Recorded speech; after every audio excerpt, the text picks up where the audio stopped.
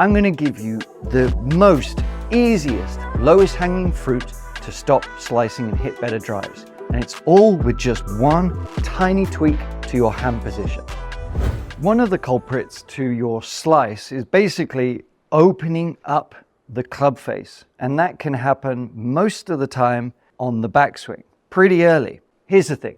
It doesn't work to try and manipulate your hands, to try and have some specific intention.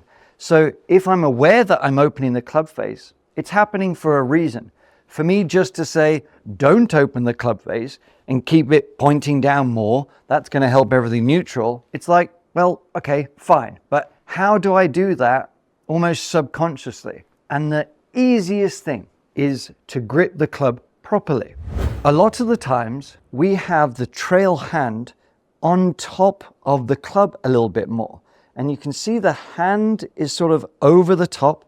It forces this forearm on top and my whole shoulder and everything just to be a little bit more on top. That's going to do two things. One, it's going to create an over opening of this club face, because if I'm starting here, it's very awkward to close it a bit more.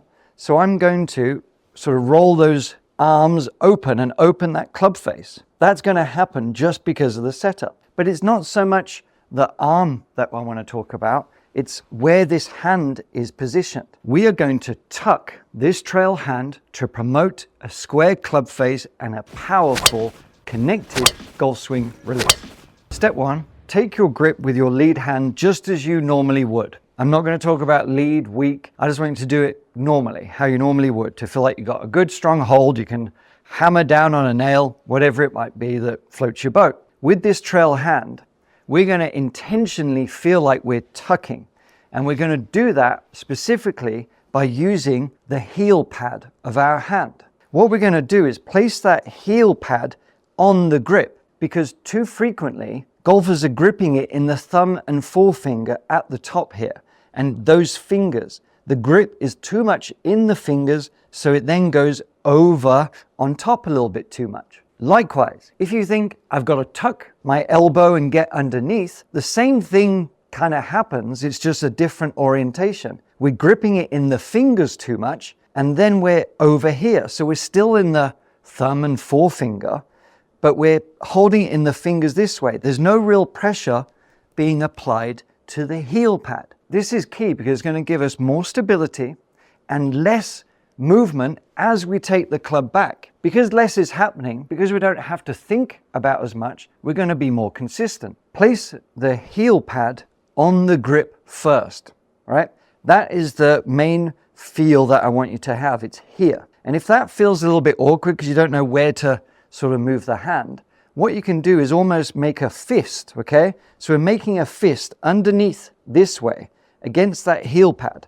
And that's going to feel stronger in a way that we feel firmer. We're not gripping it in the fingers. It's more connected to the rest of our arm. So we're putting that heel pad in first and then forming the grip around it. And what happens there, this feeling of being tucked applies to the grip being a little bit more underneath, but we're applying the pressure where it needs to be. But one of the best things that happens with this intention, we end up putting the elbow in a much better position here. With this elbow naturally tucked, not intentionally manipulated with a poor grip, it just sits there. So we have this slight kind of gap, you almost, or at least level between the lead arm and the trail arm. This basically is showing us, giving us evidence that the club is going to be more stable in the backswing, but as we release, we're going to be more here rather than, where are we? Here. Or keeping that club face open, always having to try and fight that opening up. So with this grip, with that pressure, we can have that feeling all the way through the swing of being a little bit more tucked and underneath. It's almost like holding a tray a little bit at the top of the backswing. I've got the pressure up here against that heel pad. That's what's supporting it. It's not here, okay? It's here. This is what's giving me support. Keep rehearsing that feel against the grip. the heel pad hitting there. The more comfortable, the more firm. Doesn't mean we're gripping it to death, but we've got constant pressure with that heel pad. Keep rehearsing that. We put the club down, take the grip with the heel underneath, and we're a little bit tucked, and we can swing. It's that simple to stop slicing. Thank you.